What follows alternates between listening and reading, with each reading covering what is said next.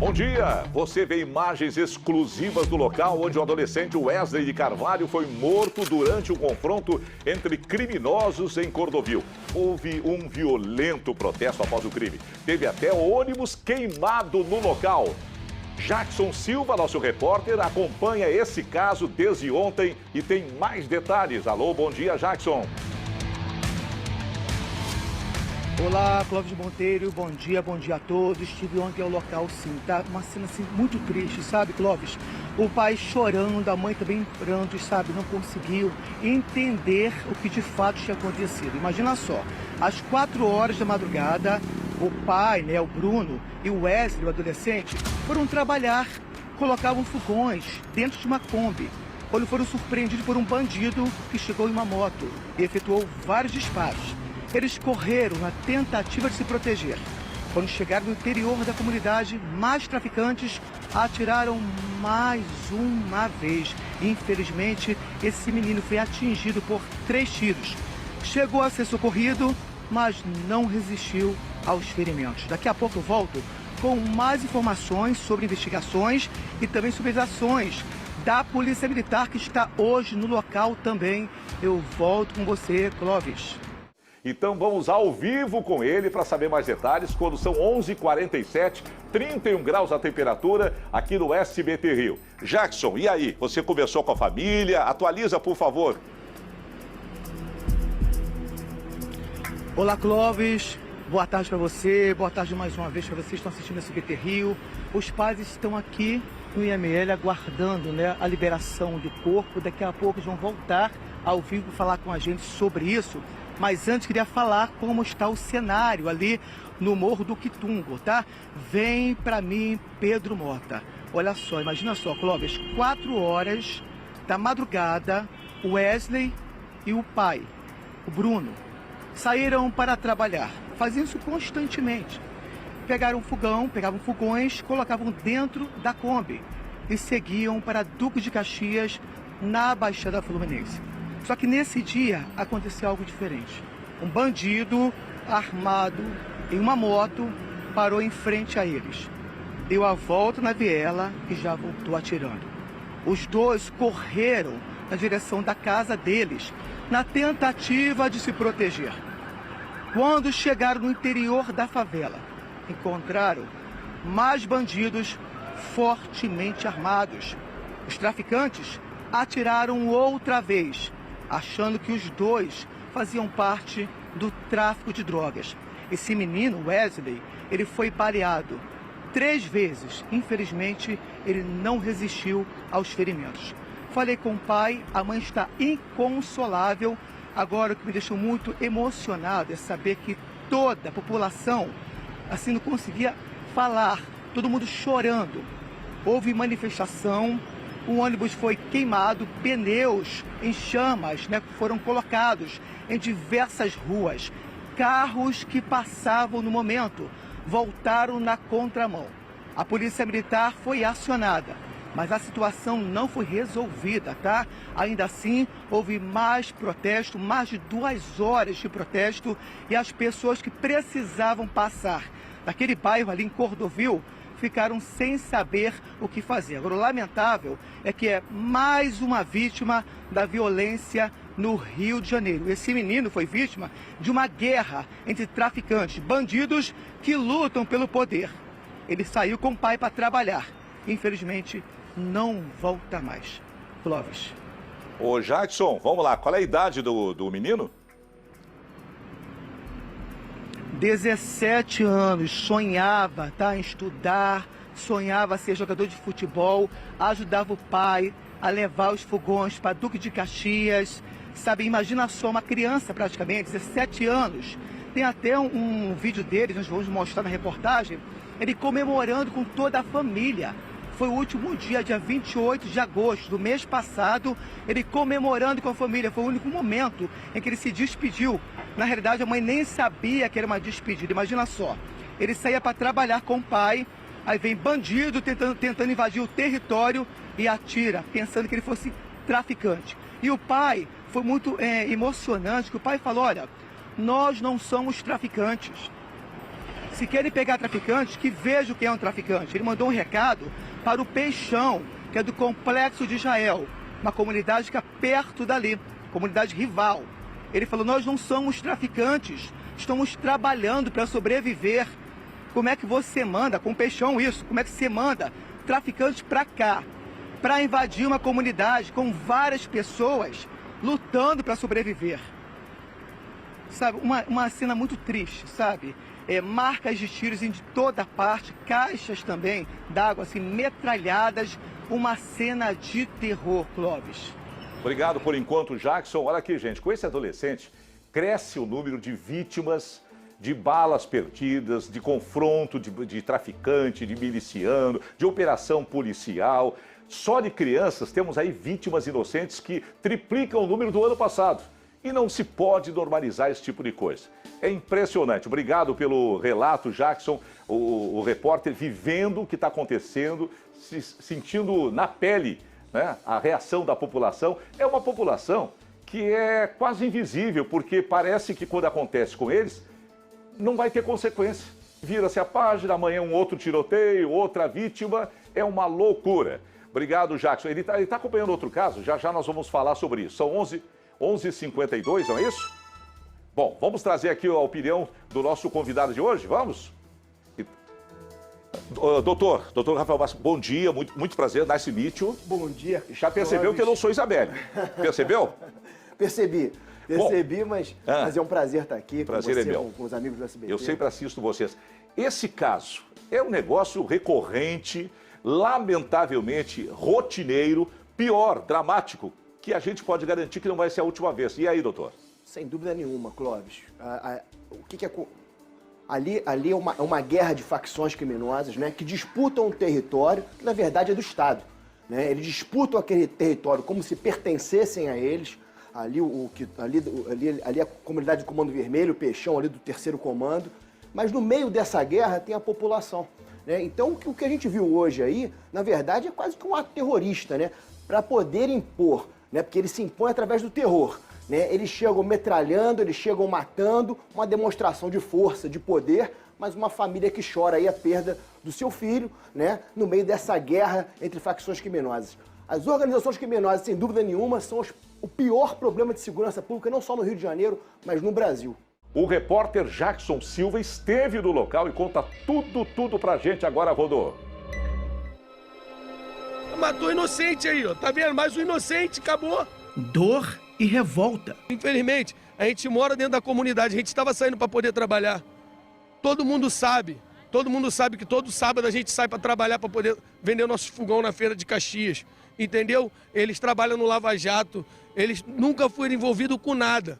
Sentimentos difíceis de descrever. Meu filho sempre trabalhou, meu filho trabalhava, sempre trabalhou no Lava Jato, todo mundo conhece aí, ó, todo mundo que lava carro, todo mundo sabe que a gente sempre trabalhamos, uma covardia. Wesley Barbosa Carvalho, de 17 anos, foi mais uma vítima da disputa entre traficantes no Rio de Janeiro. Eram 4 horas da madrugada quando o Wesley colocava os fogões dentro desta Kombi. O material seria levado para Duque de Caxias. Enquanto isso, o pai dele estava naquele estabelecimento pegando mais materiais que também seriam levados para o mesmo destino. Nesse momento, um homem armado chegou em uma moto e seguiu nesta direção. Deu a volta por aqui e depois efetuou vários disparos. Wesley e Bruno correram na tentativa de se proteger. Quando chegaram lá atrás, se depararam com traficantes rivais, fortemente armados. Os bandidos atiraram mais uma vez. Wesley foi atingido por 3 tiros. Na parede, a marca do tiro. As balas também atingiram a caixa d'água. Ele chegou a ser socorrido, mas não resistiu aos ferimentos. Na vida de quem não tem nada a ver, de trabalhador. Pô, isso é um esculacho, cara. Isso é um esculacho. Aí acabaram com a nossa família. Acabaram com a nossa família. Por causa da morte, houve manifestação nas ruas de Cordovil, zona norte do Rio. O ônibus foi incendiado. De longe, era possível ver a nuvem de fumaça. Barricadas em chamas fecharam as ruas do bairro. Dezenas de barricadas foram colocadas nas ruas nesta região. Observe, aquela ali fechou totalmente esse acesso à comunidade. Os motoristas voltam na contramão. Enquanto isso, homens do Corpo de Bombeiros tentam apagar esta outra que foi colocada no meio da rua. A localidade é conhecida como Tintas e pertence ao Morro do Quitungo. Segundo testemunhas, os atiradores são do Complexo de Jael, comunidade rival, e agiu em nome de Álvaro Malaquias Santa Rosa, o Peixão. O traficante tem sido alvo de várias operações policiais. Em uma das ações, em maio deste ano, os agentes prenderam 17 traficantes ligados ao bando dele, e um bunker do tráfico, em Parada de Lucas, foi localizado. Peixão tenta expandir o território para outras comunidades controladas por facções rivais. A morte de Wesley é mais um capítulo dessa guerra. Só tô aqui para pelo menos, já que cai lá na boca dele lá, para ele saber que mandou ou matou inocente. Matou inocente aí, ó. Tá vendo? Mais um inocente, acabou. Acabou com a vida de mais uma vida. Pelo amor de Deus, gente. O jovem completou 17 anos no dia 28 do mês passado. A comunidade do Quitungo está de luto. Justiça! Justiça! Justiça! Para a família, só resta a lembrança de uma adolescente que teve o sonho interrompido pela violência. Hoje foi o seu filho, e amanhã? De repente pode ser outros. É mais um! É mais um! Meu Deus do céu, é isso aí, é isso mesmo. Hoje foi ele, né? É a loteria macabra da violência do Rio de Janeiro. Quem garante que amanhã não vai ser um de nós, um filho da gente, parente, conhecido? Meu Deus do céu. Deixa eu dar bom dia para a dona Zelinda e o Rui assistindo o programa em Olaria. Estão gostando? Aproveite que a Isabelle vai voltar já já. E ela é maravilhosa, está há 10 anos fazendo sucesso aqui. Muito obrigado a vocês aí pela audiência, tá, gente? Eu vou voltar agora, a chamar o Jackson Silva. Por quê? O assunto ainda é esse, hein? Fica aí. Instituto Médico Legal. O nosso repórter, o excelente Jackson Silva, ele vai conversar ao vivo agora, 12h34, com os pais do adolescente. Eu quero que vocês deem atenção. Lamentavelmente, é só nessa hora da tragédia que a população que tem voz, né? Mas o SBT vai botar a voz dessa família que só quer justiça e vai ficar com o coração sangrando por muito e muito tempo. Jackson, quero ouvir você. Vamos lá. Olá, Clóvis. Boa tarde mais uma vez. Muito triste realmente esse cenário, né? O menino morreu, os pais estão aqui em prantos. Ele deve ser enterrado ainda hoje no cemitério de Irajá, mas ainda não há previsão do horário. Daqui a pouco a gente pode falar sobre isso. Estou aqui com o pai e com a mãe, vão falar quem era o Wesley, né? E as lembranças que esse adolescente vai deixar para toda a família. A ficha ainda não caiu, né, Bruna? Verdade. Tem como cair? É meu filho. Gente boa. Ele é muito trabalhador, o menino tinha a boca, não falava. Ele era muito tranquilo, todo mundo sabe. Quem mora na redondeza. Dia 28 de agosto teve o aniversário dele. E você não sabia que já era uma despedida. Não, a gente não espera. A gente não espera acontecer isso. Como a gente mora na comunidade, a gente espera de acontecer. Ele estava com você, trabalhando, é isso, né, Bruno? Trabalhando, cara. Como a gente mora em comunidade, a gente espera de acontecer o quê? O traficante. Não com a gente que é morador do bem, que mora na comunidade, saindo para trabalhar. Pô, e ele, meu Deus do céu, cara, gente boa, todo mundo conhece, não se envolvia com nada. Dava 10 horas da noite, ele tava dentro de casa, ficava só dentro de casa. Pô. É uma ferida que jamais será cicatrizada, não é isso, Bruno? Tem cura? Aonde que isso cura? A perca do filho. Não tem cura. Isso é uma coisa que não tem cura. Ainda assassinado. E bandidos, Clóvis, que usaram, mostra por favor, usaram bíblias como essa daqui, ó, que se sentem, falam que são evangélicos, mas não falam, não aprenderam o que é amor, né? Foram lá, tentaram invadir a comunidade e mataram um adolescente. Os pais estão à sua disposição, Clóvis Monteiro. Primeira coisa, deixa eu dizer para a senhora e para você, meu amigo querido, que eu comentei com o delegado agora há pouco aqui. Quando a gente fala assim, eu imagino o que eles estão sentindo. Mentira! Não imagino, não consigo imaginar a dor que está rompendo, dilacerando o coração de vocês dois. Vocês não merecem esse sofrimento e a sociedade tem que pedir desculpa. Porque a gente vai contando notícia, vai trazendo história, só que inocente morrer, isso aí não tem volta, o preço disso é terrível, o Estado tinha que indenizar vocês e isso não vai trazer o filho de volta, mas é uma vergonha e eu, fazendo parte dessa sociedade, na imprensa, vigiando o que está acontecendo, eu me sinto envergonhado de não poder, de alguma maneira, impedir que isso aconteça, que os inocentes caiam como filho de vocês, a nossa solidariedade, sintam-se abraçados. Mas olha, vocês têm toda a razão de estarem revoltados. Não tenham vergonha de falar da dor de vocês, porque é o mínimo. Só falta agora querer calar a voz de gente, porque vocês são vítimas também. O filho morreu, vocês enterrar o próprio filho, parece que ele está vivendo uma guerra no Rio de Janeiro. Sintam-se abraçados. Pode falar, pai. Pode falar, mãe. A gente não tá mais aguentando essa vida. A gente sair pra poder trabalhar, agora perdeu o filho. Eu não tô nem conseguindo falar direito, eu não tô nem conseguindo ter essa perca até agora, eu não tô acreditando. Não tô. Meu filho. Vem pra mim, Pedro Lopes, vem pra mim, Pedro. Clóvis, olha só, é um choro de um pai, tá? Que representa milhares de pessoas que moram em comunidades controladas por traficantes, pelo poder paralelo. Você vê só, olha como as pessoas vivem lá. Chorando, pedindo paz. Lamentavelmente, hoje, foi o filho desse casal. A preocupação agora, amanhã, quem será a próxima vítima? Veja só o cenário. É muito difícil, eu estive lá ontem. Podiam ter acabado com a nossa família toda, que eles saíram atirando todo mundo. Saíram atirando todo mundo, sem olhar para quem estava atirando, sem perguntar quem era quem. Pelo amor de Deus, a gente tava saindo para trabalhar, ali a pista, a estrada do Quitungo, lá no Lava Jato, todo mundo viu, todo mundo sabe.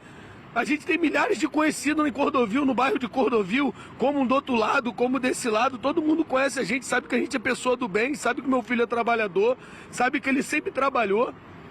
Pô, a gente não tá mais aguentando isso, cara, a gente não tá, a gente quer pelo menos um pouco de paz. Um pouco de paz, e pelo menos eles saibam que eles foram lá para matar um inocente. Mataram um inocente, uma pessoa que não tinha nada a ver com nada. 17 anos. Clóvis. 17 anos, meu filho não podia Meu nada. Deus. Meu filho só trabalhava. Ai, o menino bom. Nem pai, o moleque curtia, o moleque nem pra baile ia, não ficava na rua à toa, cara. O moleque só vivia dentro de casa, cara.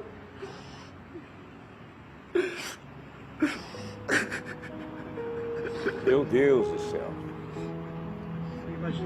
Imagina só, Clóvis, os choros de um pai, nesse momento de muita dor, a previsão de uma manifestação no local novamente, após o enterro de Wesley, tá, Clóvis? Daqui a pouco a gente volta a falar sobre o horário do enterro desse adolescente que foi vítima dessa guerra entre traficantes, e os pais continuam aqui tentando entender o que aconteceu, porque a ficha não caiu. Não caiu. Olha só, o pai ia trabalhar com o adolescente. Vem um bandido e atira. Pessoa de ruim, mano, com a pessoa de bem. A gente espera acontecer com qualquer um que faz a ruindade com os outros, mas não quem faz o bem. Não quem faz o bem, pô. A gente não aguenta mais, não aguento mais ver ali em Cordovil, acabou Cordovil. A denúncia de um morador que não aguenta mais viver em um campo de guerra. Atenção, autoridades do Rio de Janeiro. Ninguém aguenta mais. Ninguém. Chega em qualquer morador lá, todo mundo se pudesse ir embora de lá. Eu sou um, se eu pudesse, se tivesse algum lugar pra me poder ir, eu já tinha ido embora de lá há muito tempo. Antes do meu ter acontecido isso com meu filho. Mas infelizmente a gente não tem pra onde ir. A única casa que a gente tem é essa. E a tia do Bruno, o Clóvis, morava também no Complexo de Israel. Só que o filho dela morreu. Então ela saiu de lá e foi morar na Baixada Fluminense para ter um pouco de paz. Só que quem vive em comunidades controladas pelo poder paralelo vive dessa forma, com medo. ou então com a ferida que jamais será cicatrizada, né, Bruno? Nunca mais. Tiraram foi um pedaço do meu coração. Pedaço. Muito grande mesmo. Volto com você, Clóvis Monteiro. Obrigado, Jackson, obrigado. É de cortar o coração, meu Deus do céu. Olha, o que se diz para um pai e para uma mãe? O que você fala quando milhares de pessoas de bem, trabalhadores, que não estão morando na comunidade que querem, que é o sonho deles, não. Às vezes a família até é daquele local, mas do jeito que está, se eles pudessem, iriam para outro local, apesar que o Rio de Janeiro está complicado, né? Eu vou morar em Jacarepaguá, Praça Seca, tiroteio todo dia. Não, eu vou para a Zona Oeste, eu vou lá para Campo Grande, vou lá para Santa Cruz, vou lá para o Recreio. É miliciano, é tiroteio, Para onde que a gente vai? Tá muito difícil. E o pior não é isso, gente. Milhares de pessoas de bem moram em comunidades dominadas pelo tráfico há décadas. Tem gente que não sabe o que é viver num local sem o jugo do território tomado por traficante. E agora, de alguns anos para cá, por miliciano também. É uma loucura. Eu vou colocar um especialista para falar, porque a gente fala pela emoção. O Jackson falou com o profissionalismo de um repórter vivido que está acompanhando o dia a dia da cidade. Mas o doutor Rafael Bárcia, ele é profissional da segurança pública e eu queria que o senhor analisasse essa tristeza que a gente acabou de ver. Clóvis, mesmo trabalhando com isso, também não tem como não falar com emoção também, né? Ver uns pais falando do filho inocente, morto, né? E ele faz um apelo, ele fala, você matou o inocente, mas infelizmente, Clóvis, o criminoso, ele não está nem aí, ele não tem compromisso nenhum com a vida. Na verdade, o que eles queriam é isso mesmo, fazer uma demonstração de força e de poder. Chegaram na comunidade rival, atirando, segundo o depoimento do pai, sem nem olhar a quem, né? E os primeiros que eles viram foram esses 2 trabalhadores, nem acredito que tenha confundido com o traficante não, porque estavam ali trabalhando, pegando fogão. Eles atiraram justamente para mostrar o terror, porque ele se impõe através do medo e do terror, né? Então, nessa luta entre 2 facções criminosas, famílias, pessoas de bem, trabalhadores que moram naquela comunidade são os que mais sofrem. Agora, outra coisa que eu quero chamar a atenção, esses protestos aí também, porque eu também acho que a gente não pode ser ousado, isso também não é coisa de... Porque também tem um outro lado também, o que tudo também é dominado por outra facção criminosa, e trabalhadora, a família não taca fogo em ônibus, não faz dezenas de barricadas, né, com fogo em pneus. Essas imagens mostram como tem 2 facções criminosas ali dominando e subjugando aquele local e eles usam a população ali como verdadeiros escudos, né? Aqueles territórios ali que eles disputam, eles pertencem ao Estado. Eles pertencem à sociedade, eles pertencem a essas famílias que moram ali. Não podem nunca pertencer a esses criminosos, né? Então, o combate a essas facções criminosas, isso tem que ser uma prioridade como política de segurança pública no Brasil.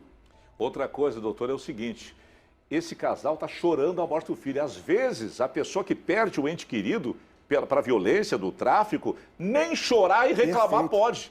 Tem que ficar pianinho, porque tem aquela lei da comunidade que não se pode falar mal de traficantes. Eles estão podendo protestar e eles estão podendo, né, externar o seu choro e o seu sofrimento, porque o responsável foi a quadrilha rival. Mas se ele tivesse sido morto, infelizmente, pelos traficantes da comunidade que subjugam o local que eles vivem, eles nem poderiam estar ali aparecendo, nem poderiam estar ali chorando a perda do próprio filho. Isso é triste demais.